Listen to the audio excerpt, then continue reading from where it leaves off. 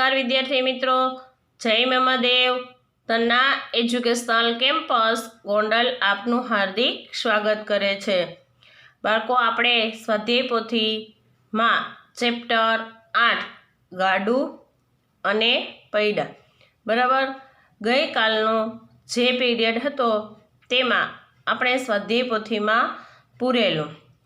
સ્વાધ્યાય પોથીમાં પાના નંબર 6 સુધી આપણે વર્તુળ દોરતા શીખી ગયા. સેન્ટીમીટરનું માપ લઈને સ્કેલની મદદથી વર્તુળ દોરતા શીખ્યા.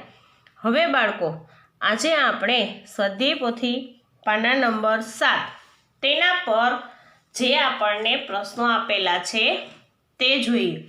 સૌપ્રથમ અહીં તમને જો 20 એટલે કે 20મો જે પ્રશ્ન છે, એક જ વર્તુળની ત્રિજ્યાના માપ જુદા જુદા હોય છે. એક જ વર્તુળની ત્રિજ્યાના માપ જુદા હોય ને.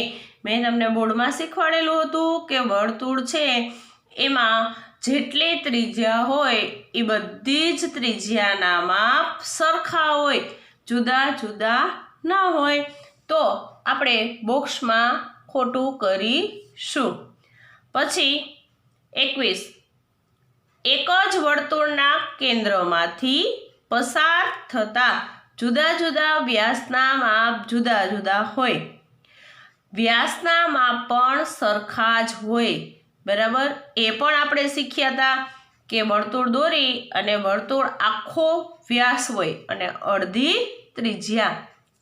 તો આપણે વ્યાસ છે તે આખો હોવાથી આ વર્તુળની અંદર જેટલા વ્યાસ હોય એટલા વ્યાસનું માપ સરખું જ હોય, જુદું જુદું ન હોય, જેથી આપણે આ બોક્સમાં ખોટું કરીશું બરાબર. ચાલો, ત્યાર પછી 22મો પ્રશ્ન જો એ ખાસ જોવાનો છે. અહીં જુઓ, પરિકર અને માપપટ્ટીની મદદથી સૌપ્રથમ 3 સેમી ત્રિજ્યાના માપનું વર્તુળ દોરો. ત્યારબાદ તે જ કેન્દ્રમાંથી 1.5 સેમી ત્રિજ્યાના માપનું વર્તુળ દોરો. ચાલો, મારી સાથે બધાય પરિકર લેશે, સ્કેલ લેશે. જો આ સ્કેલ છે બરાબર. હવે જોઈ લ્યો બધાય, સ્કેલનો ઉપયોગ આપણે કરી એટલે જ્યાં 0 છે ત્યાં પોઈન્ટ કરો. સૌપ્રથમ કેટલા સેમીનું? 3 સેમીનું વર્તુળ દોરવાનું છે બરાબર. તો 3 સેમીનું વર્તુળ દોરો 0 થી 3 સુધી બરાબર. હવે માપ લેવાઈ ગયું. હવે આપણે શું કરશું તો કે 3નો અંક છે ત્યાં પરિકરનો ખૂણો જોઈ લ્યો. 3નો અંક હતો, પોઈન્ટ કર્યો તો ત્યાં પરિકરનો ખૂણો, અને જ્યાં પહેલો પોઈન્ટ હતો 0નો ત્યાં પેન્સિલનો ખૂણો. હવે આપણે આને વર્તુળ દોરવાનું છે. જો 3 સેમી ત્રિજ્યાનું વર્તુળ દોરવાનું છે બરાબર. તમારા માપ ઉપર વહી જાય તો કાંઈ વાંધો નહીં. દોરાઈ ગયું 3 સેમી ત્રિજ્યાનું વર્તુળ. તો હવે એની અંદર આ કેન્દ્ર છે એ કેન્દ્ર બિંદુ લઈને જ, ખાસ સમજો, કેન્દ્ર બિંદુ લઈને જ આપણે 1.5નું વર્તુળ દોરવાનું. તો પાછી સ્કેલ રાખો. એ સ્કેલમાં જુઓ બધાય કે 1.5 ક્યાં થાય તો કે 1 અને એના પછી વચ્ચેનો મોટો કાપો એ 5 લખેલા ઝીણા અક્ષરે હશે બરાબર. ને 1.5 થાય તો અહીંયા 0 એ પોઈન્ટ કરો. થઈ ગયો 0 એ પોઈન્ટ. હવે એ જ માપનું છે જુઓ બધાય ખાસ કે અહીં પેન્સિલ પરિકરનો ખૂણો તો કેન્દ્રમાં હતો ત્યાં ને ત્યાં એમનેમ. પછી આપણે પેન્સિલનો ખૂણો છે એને ઘટાડવો પડશે. પેન્સિલનો ખૂણો ઘટાડી દીધો, જોઈ લ્યો ખાસ બરાબર. જ્યાં 0 હતો ત્યાં આપણે પેન્સિલ રાખ્યો એટલે 1.5નું એની અંદરથી માપ થઈ ગયું. એટલે હવે આપણે એને વર્તુળ અંદર દોરવાનું. આ રીતે વર્તુળ દોરવાનું બરાબર. એટલે અંદરનું વર્તુળ 1.5નું અને આખું પહેલું વર્તુળ 3 સેમીનું. હવે બરોબર જોજો કે આ જે અહીં 0 થી અહીંયા સુધીનું માપ, તો આપણે આ 0 થી અહીંયા સુધીનું માપ 1.5 સેમી બન્યું. કેટલું બન્યું? 1.5 સેમી. એટલે અહીં લખવાનું 1.5 સેમી. સમજાણું? એ ત્રિજ્યા થઈ બાળકો. શું થયું? ત્રિજ્યા. આપણે શીખા ને એ ત્રિજ્યા. પછી અહીંયાથી કેન્દ્ર બિંદુથી 3 આ વર્તુળ સુધીનું ઈ માપ લ્યો. એ કેટલું થયું? 3 સેમી. બરાબર?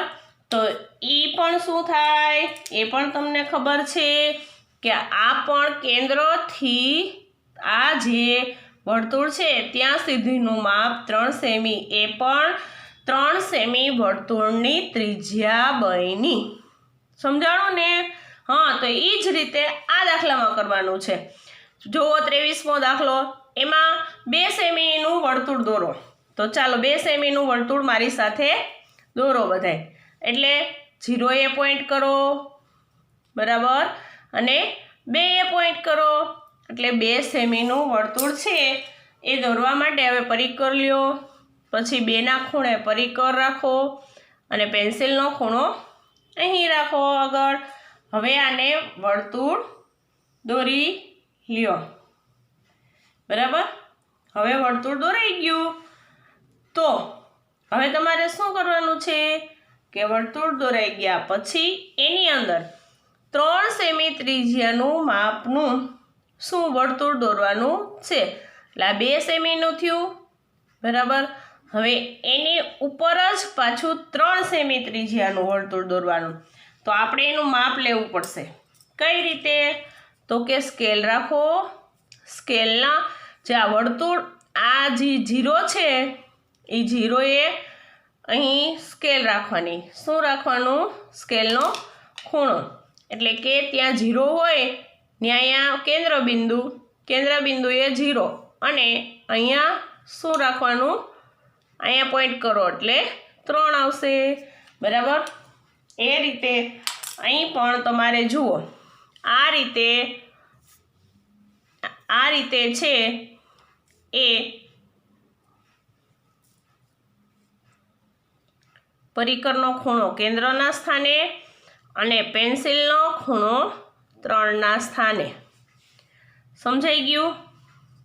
હવે જુઓ બધાય કે આપણો આ જમણો હાથ હોય, આ હાથથી આપણે આ રીતે જમણો કે ડાબો તમને જે હાથ ફાવતો હોય એ હાથે તમારે 3 સેમીનું જો આ રીતે વર્તુળ બનાવવાનું છે. સમજાણું? અહીંથી લઈ જો ખાસ કે અહીંથી આપણે પરિકરનો ખૂણો કેન્દ્રમાં, અહીંયા પેન્સિલનો ખૂણો આ રીતે રાખી અને આવી રીતના વર્તુળ બનાવવાનું છે. હવે અહીં પણ જુઓ કે જે અંદરનું વર્તુળ હતું એની ત્રિજ્યા 2 સેમી. બરાબર? અને જે બહારનું વર્તુળ છે એમાં ત્રિજ્યા તમે ગમે એટલી દોરો, ગમે આડી અવળી સીધી ઊભી ગમે એ દોરો.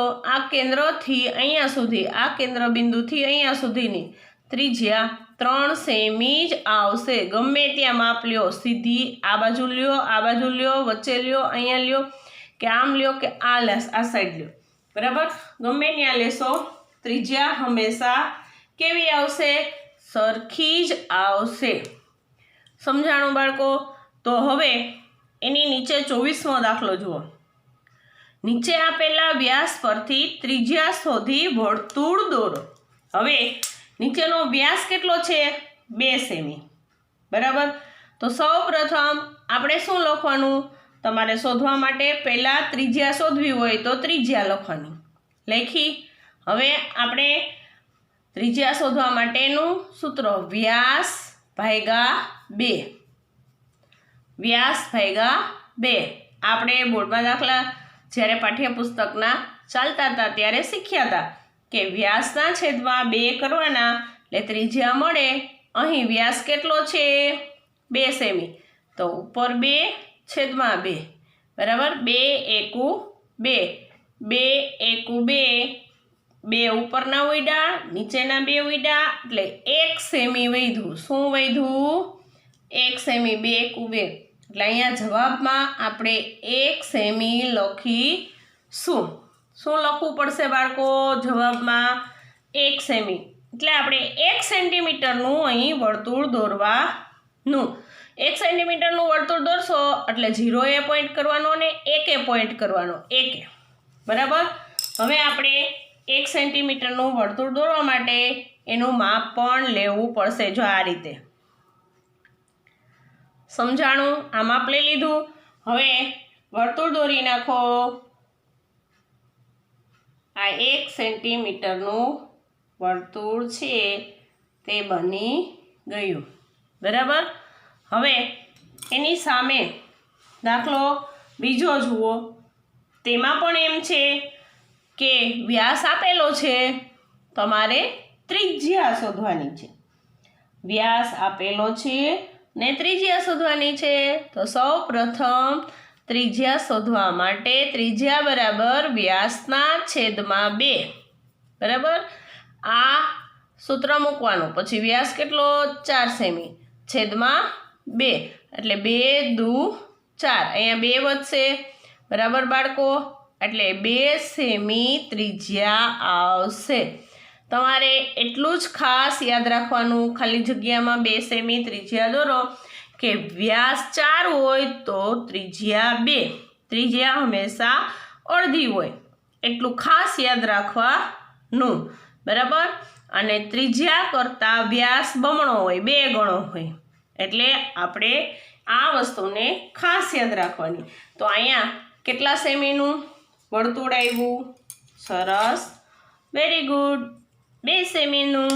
તો ચાલો આપણે 2 સેમીનું વર્તુળ અહીંયા નીચે પણ દોરીશું. જો 2 સેમીનું વર્તુળ દોરવા માટે પહેલાં પોઈન્ટ કરી લ્યો.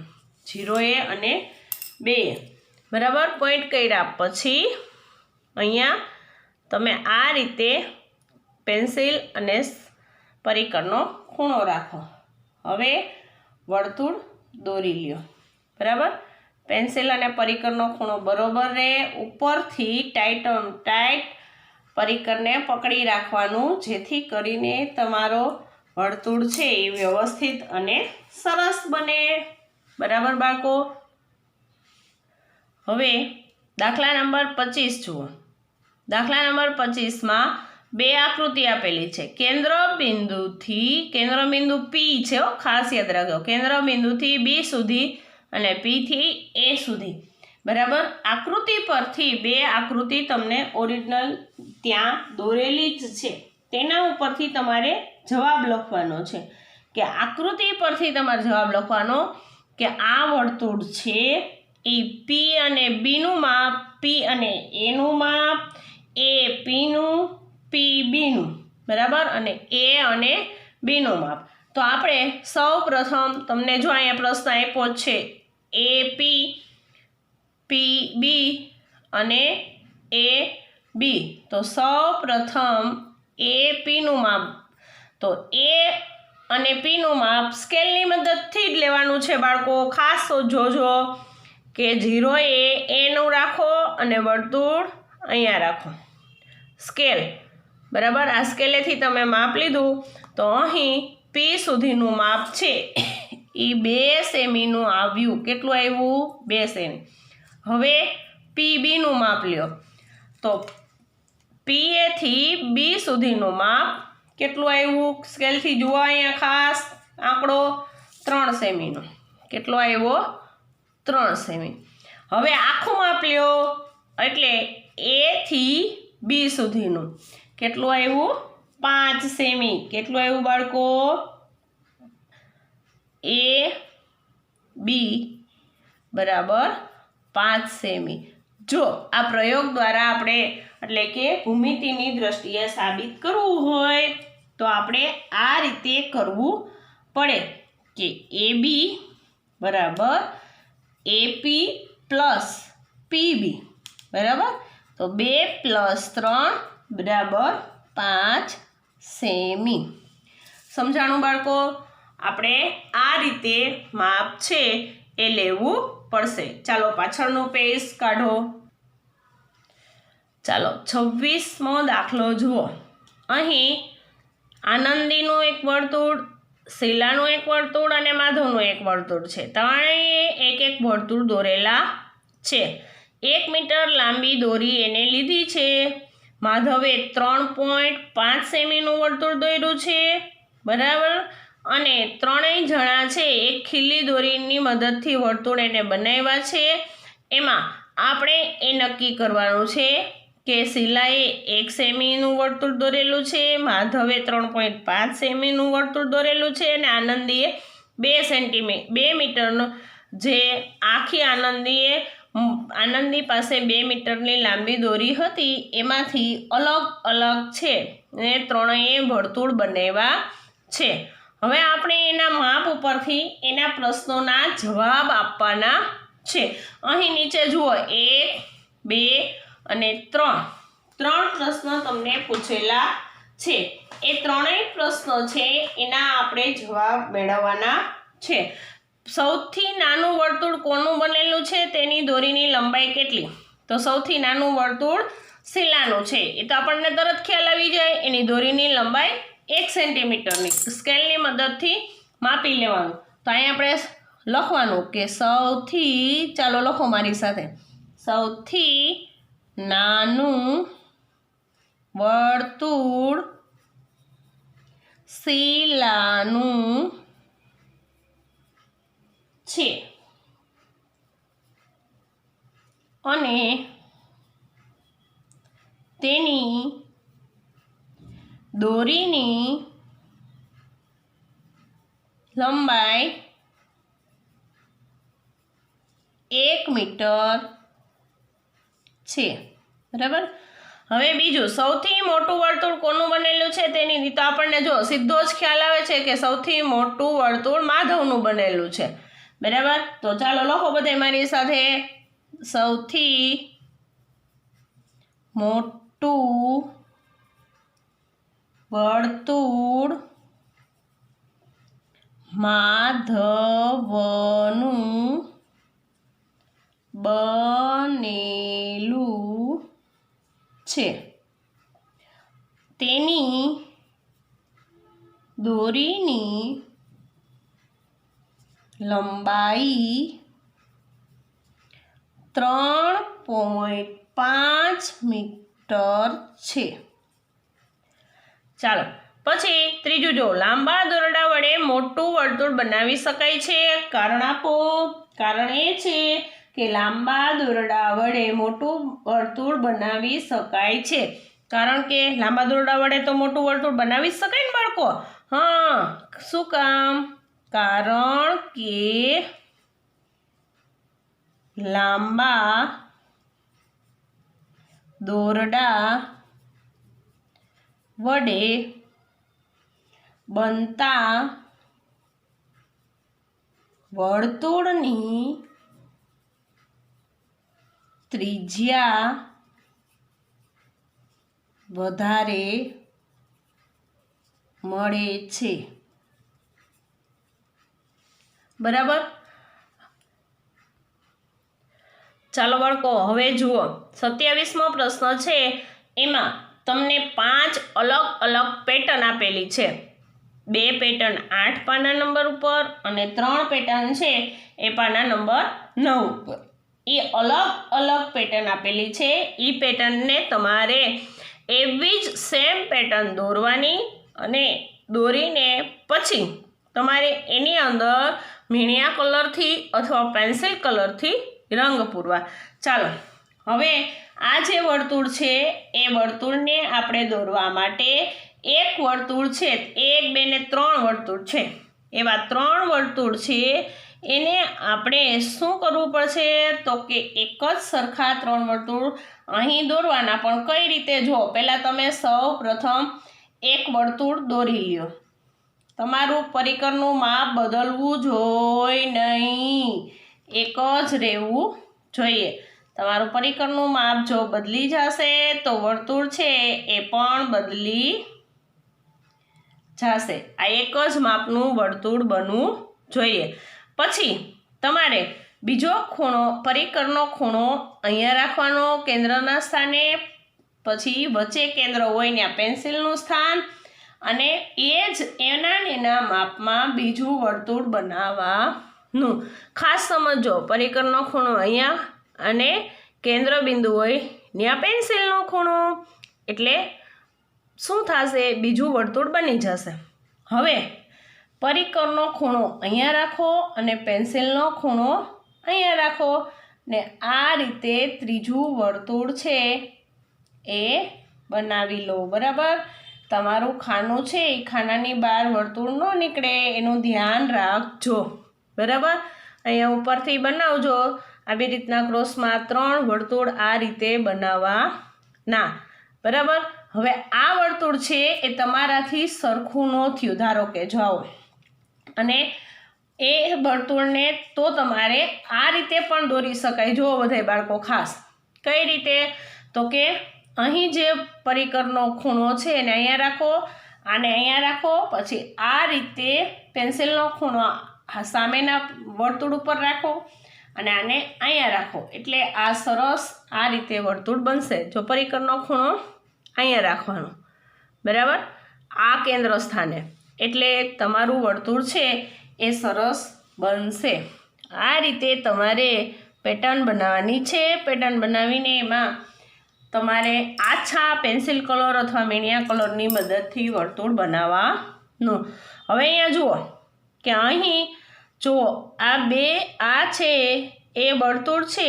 આ પેટર્ન તો તમારે તમારી જાતે બનાવી શકો. તમે કઈ રીતે? તો કે સૌ પ્રથમ એક નાનું વર્તુળ લ્યો, બનાવો. જુઓ, તમારે નાનકડું પેન્સિલને પરિકર છે એને શું કરવાનું? આ રીતે નાનું બનાવી દેવાનું. બની ગયું નાનું. હવે પરિકરને સહેજ અમથું પોળું કરી નાખો. થઈ ગયું પોળું. હવે પાછું એને કેન્દ્રના સ્થાનથી જોજો, પરિકરને સહેજ આ રીતે પોળું કરી નાખવાનું. પછી એના કેન્દ્રના સ્થાનને લઈ અને જુઓ અહીંયા પેન્સિલનો ખૂણો રાખવાનો, પછી આ રીતે બીજું વર્તુળ ઉપર દોરી લેવાનું. હવે પાછું તમારે એમ જ કરવાનું, જરાક પરિકરનો ખૂણો વધારવાનો, પછી ઉપર પાછું ત્રીજું વર્તુળ છે એ આ રીતે દોરવાનું. બરાબર બાળકો? જો આ રીતે તમારે ખાસ સમજવાનું અને પેટર્ન છે એને દોરતા શીખવાની છે. આ ચેપ્ટરની અંદર આપણે પેટર્ન દોરતા ખાસ શીખવું પડશે. ચાલો 9મા પેજની પેટર્ન જુઓ. ચાલો બાળકો, પાના નંબર છે એ 9 ઉપરની 3 બીજી પેટર્ન છે તેને જુઓ. તેમાં આપણે શું કરવાનું છે કે આ જે 5 બોલ છે એમાં આપણે અહીં સ્કેલની મદદથી 4 સેન્ટીમીટર ઊભા અને 4 સેન્ટીમીટર આડા, એટલે કે લંબચોરસ 1 સેન્ટીમીટરનું બનાવવું પડશે આપણે. આ 1 સેન્ટીમીટર, આ બીજું, બરાબર, આ ત્રીજું અને આ ચોથું. એ રીતે આપણે જો અહીં ખાસ કે ખાના બનાવવા પડશે 1 સેન્ટીમીટરનું એક, બરાબર, આ 1 સેન્ટીમીટરનું, પછી આ બીજું સેન્ટીમીટર, પછી આ ત્રીજું સેન્ટીમીટર અને આ ચોથું સેન્ટીમીટરનું. જો આ રીતે આછા તમારે ખાના બનાવી લેવાના 1 સેન્ટીમીટરના, એટલે તમારે વર્તુળ દોરવામાં ક્યાંય પણ કંઈ તકલીફ પડે નહીં. બરાબર? હવે આ જે તમારી પાસે આ પરિકર છે એ પરિકરનો ખૂણો આપણે ક્યાં રાખવાનો? અહીંયા. જો અહીંયા એક ખૂણો રાખવાનો અને એક પેન્સિલનો ખૂણો છે એની સામે આપણે માપ લીધું છે ત્યાં. હવે આસાનીથી તમે પરિકર છે એનો ખૂણો અને પેન્સિલનો ખૂણો જોજો, હલવા ન દેજો, અને આને આ રીતે ફેરવજો. જુઓ બધાય, બરાબર, આ રીતે છે એ આપણે પેન્સિલ હજી ફરીથી જોઈ લ્યો બાળકો કે અહીં તમારે પેન્સિલનો ખૂણો, આ પરિકરનો ખૂણો અહીં રાખવાનો, પેન્સિલનો અહીં રાખવાનો, પછી વર્તુળ દોરી નાખવાનું. જો આ રીતે વર્તુળ બનશે. બરાબર? પાછો અહીંયા પરિકરનો ખૂણો, અહીંયા પેન્સિલનો ખૂણો, અને હવે વર્તુળ દોરી લ્યો. એટલે આ રીતે બીજું વર્તુળ બનશે. હવે ચોથું બનાવો. હવે પાંચમું બનાવો. બરાબર. જો આ એક સરખા 4 વર્તુળ બની જશે. બરાબર. શું કામ ખબર છે? આપણા સેન્ટીમીટરનું માપ સરખું હોય એટલે એક સરખા 4 વર્તુળ બને. આપણે 1 સેન્ટીમીટરના 4 ખાના બનાવેલા છે. વચ્ચેનું વર્તુળ દોરવા માટે આ વચ્ચે છે ત્યાં પરિકરનો ખૂણો રાખવાનો, એટલે એને કેન્દ્ર બિંદુ બનાવવાનું. અને અહીં તમારે શું કરવાનું તો કે વચ્ચેનું કેન્દ્ર છે એને દોરીને વચ્ચે દોરી નાખવાનું. થઈ ગયા 5. હવે ચોથું એની નીચેનું જુઓ. એમાં પણ એમ જો પહેલાં આવું એક વર્તુળ દોરો, દોરાઈ ગયું. પછી આવું બીજું વર્તુળ દોરવાનું, એની બાજુમાં જ દોરવાનું. બરાબર. આવું બીજું વર્તુળ, પછી એની બાજુમાં આવું ત્રીજું વર્તુળ દોરવાનું. એટલે આ રીતે વર્તુળ દોરશો એટલે તમારે 1 2 3 વર્તુળથી અહીં માપ છે એ આવી જશે ને આવી પેટર્ન બની જશે. હવે અહીં નીચે 5મી પેટર્ન છે. 5મી પેટર્નની અંદર બોલ છે તો એને તમારે શું કરવાનું? આ રીતે વર્તુળ દોરી લેવાનું. વર્તુળ દોરી અને એને આ રીતે પેટર્ન બનાવવાની. તમને જે રીતે આવડે એ રીતે પેટર્ન બનાવવાની. ચાલો દાખલા નંબર 28 જુઓ. વર્તુળ બનાવતી વખતે પરિકરની અણી અને પેન્સિલ વચ્ચેનું અંતર બદલાઈ જવાથી તે જ માપનું વર્તુળ બની શકે છે. બાળકો, પરિકરની અણી અને પેન્સિલ જો આ બે આવી રીતના બદલાય, આ સરખું જ હોવું જોઈએ. એ બદલાઈ જાય તો માપ સરખું ન આવે, જેથી કરીને આ વિધાન ખોટું છે. બરાબર. પછી 29મું જુઓ. વર્તુળનું કેન્દ્ર કેવી રીતે શોધી શકાય? આકૃતિ દોરી સમજાવો. ચાલો અહીં મારી પાસે પરિકર અને પેન્સિલ છે. હવે જુઓ એમાં મેં છે એ મારી રીતે આ પરિકર પેન્સિલ રાખી એનો ખૂણો એક સાઈડ સરખો છે ને એક વર્તુળ દોરું છું. ચાલો જોઈજો. બરાબર. હવે અહીંયા મેં આ વર્તુળ દોરી લીધું છે. હવે આ એનું કેન્દ્ર બિંદુ છે. બરાબર. વચ્ચેનું બિંદુ કેવું છે? કેન્દ્ર બિંદુ છે. તો હવે અહીં તમે જુઓ કે વચ્ચેનું બિંદુ કેન્દ્ર બિંદુ છે. તો હું અહીંથી આ સીધી આ દોરું છું. આ વ્યાસ કહેવાય. બરાબર. સીધો દોરો તો એ કેન્દ્રમાંથી પસાર થતો હોય, કેન્દ્રમાંથી પસાર થતો હોય અને આ જે વર્તુળનો આખો વ્યાસ, પછી આ 1 2 3 4 એટલે અહીંયા કેન્દ્રથી અહીંયા સુધીની ત્રિજ્યા, કેન્દ્રથી અહીંયા સુધીની ત્રિજ્યા એટલે અડધી ત્રિજ્યા. તો આપણે આ વસ્તુ સમજાવવા માટે શું સમજવાનું છે કે વર્તુળનું કેન્દ્ર, તો આ વર્તુળનું કેન્દ્ર બિંદુ છે. બરાબર. આ પ્રવૃત્તિ તમે બાળકો તમારે કાગળ લઈ અને પણ તમે કરી શકો. જો એક કાગળ છે, એ કાગળને તમે લ્યો. એ કાગળને લીધા પછી તમારે શું કરવાનું? એ કાગળને કાપી નાખવાનો એક બાજુથી.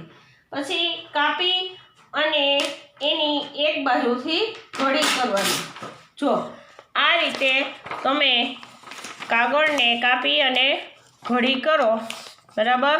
પછી ઘડી થઈ ગયા પછી એને વાળીને ઘડી કરી. આ જ રીતે વર્તુળની બીજી બાજુ પણ જુઓ. એટલે આ 4 બાજુ છે એ ઘડી થઈ ગઈ. થઈ ગઈ કે નહીં? હવે આપણે અહીંથી આને આ પ્રકારે વર્તુળ તમે જો દોરો. બરાબર. એટલે એ 4 બાજુ છે એ આપણે ખોલો એટલે એ શું થાય? વર્તુળની 4 બાજુ બની જાય. બંને તરફથી વાળેલી ઘડી જે બિંદુએ છેદે છે. બરાબર. અહીં જો આ જોજો ખાસ, આ વાળેલી જે ઘડી છે આ, બરાબર, કાગળની, એ જે બિંદુ અહીંયા છેદે છે આ બાજુ અને આ બાજુ જોજો. અહીંથી આ બાજુ ને અહીંથી આ બાજુ, આ 4 બાજુ આપણે કાગળ વાળ્યો એટલે જ્યાં આ જે બિંદુએ છેદે છે તેને શું કહેવાય? તે વર્તુળનું કેન્દ્ર બિંદુ. સમજાણું બાળકો? ચાલો 30મો દાખલો જુઓ. અહીં આકૃતિ આપેલી છે, નીચે તમને આપી છે આકૃતિ. એમાં O કેન્દ્ર બિંદુ, O થી E ત્રિજ્યા, O થી B ત્રિજ્યા, O થી D ત્રિજ્યા, O થી C ત્રિજ્યા અને O એ ત્રિજ્યા. તમારે આ પ્રશ્ન પૂછ્યો છે, અહીંયા આ આકૃતિ ઉપરથી પ્રશ્ન છે એના જવાબ લખવાના. તો આ O છે એ શું છે? કેન્દ્ર. શું છે? O કેન્દ્ર. જવાબમાં લખો કેન્દ્ર. પછી AB માથે રેખાખંડની નિશાની છે, તો A અને આ B તો આ આખી છે. જોજો સમજો, અહીંથી અહીંયા સુધીની આખી છે, તો ઈ થાય વ્યાસ, આખો વ્યાસ. પછી OE આ O થી E સુધી ઈ ત્રિજ્યા. પછી O થી D તો O થી D ત્રિજ્યા, બરાબર. પછી OA O થી A ત્રિજ્યા. પછી O થી B ત્રિજ્યા. અને શું છે? O થી C આ O થી C એ પણ ત્રિજ્યા, બરાબર. આખી લીટી હોય એ જ વ્યાસ હોય અને એ પણ સીધે સીધો હોય તે, બરાબર. એટલે આ છે એ શું છે? તો કે AB વ્યાસ, બરાબર. બાકી બધી ત્રિજ્યાઓ. બાળકો, આપણે આવતીકાલે આગળ જોશું. જય મહાદેવ.